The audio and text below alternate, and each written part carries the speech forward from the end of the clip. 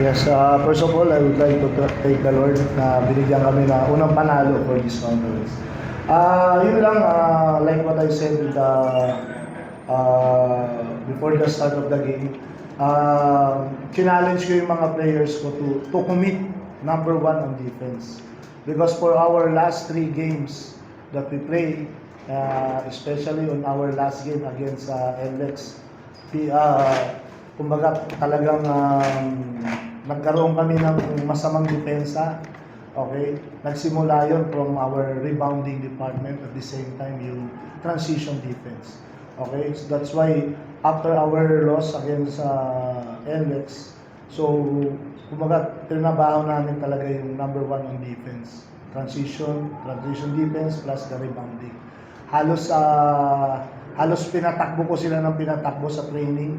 Especially kung coming from the offensive rebound, talagang binibilang namin yun.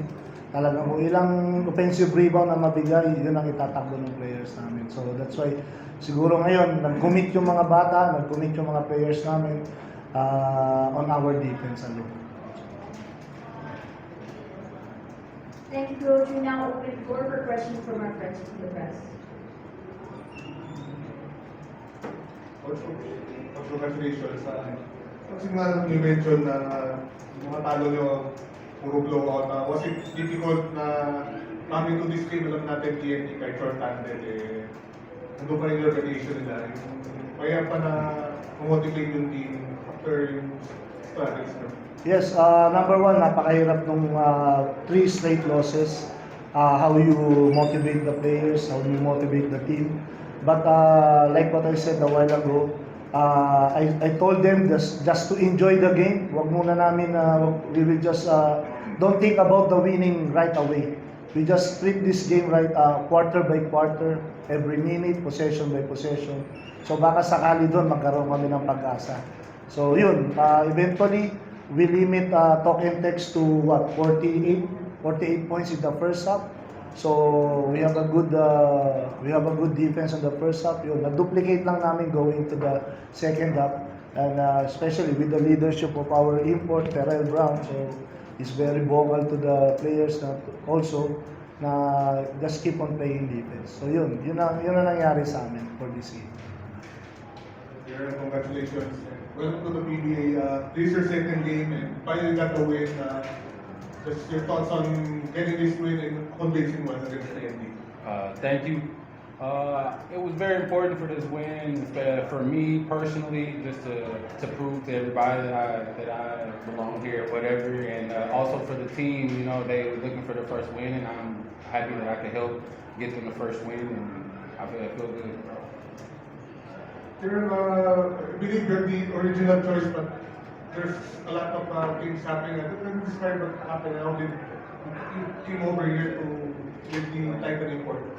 I was playing my first 10 years in South America, so I guess the team, I had a friend in common that was part of in the management of the team, and he kind of talked to them, and we came up with the deal to bring me here.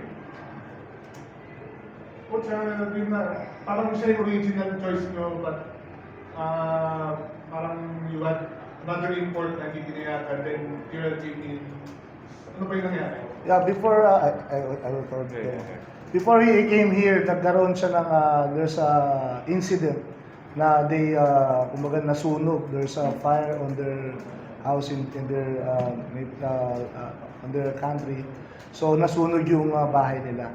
So that's why he came here late. So kumbaga ang dami niya inasikaso, plus same thing as his clearance in the last in this previous team na hindi rin lang nabigay agad yung clearance. So yun, then on our first game against NLEX, he just got his GOB license, so medyo talagang hindi siya nakapag-practice sa amin on the game against NLEX. Was it difficult, that situation? Yeah. Was it difficult having those situations?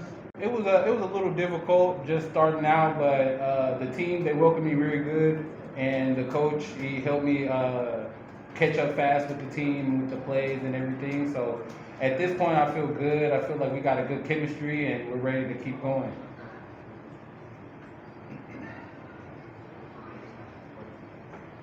Ay, Coach, ito lang kasi parang tama po yung bilang namin. You guys ended yung last conference with 7 straight losses. Tapos 5 wins na tatlong sunod na pagkatalo. Yes. Same game yung 60 days. Tapos how relieved are you lang na finally na-end yung pero kahabas lang. Yes, eventually, ayun nga, nagpapasalamat ako siyempre kay Lord Jan na nabigyan kami talaga ng panalo today. Especially with Talk and Text. Talk and Text is a champion team. Galing sila sa championship series. Yun lang, I give a credit to all my players because siguro gusto rin na, they want to win. They want to win talaga for this game. At the same time, Terrell wants to win also. So, I'm very happy for the result because yun nga, yung game plan namin, yung challenge ko with them, especially on playing defense, lahat nasunod nila. So, hopefully this will be the start na maging maganda yung conference namin. So, we'll just enjoy this win. Okay, then we just move on and focus to the next game against Macau. Sir, closing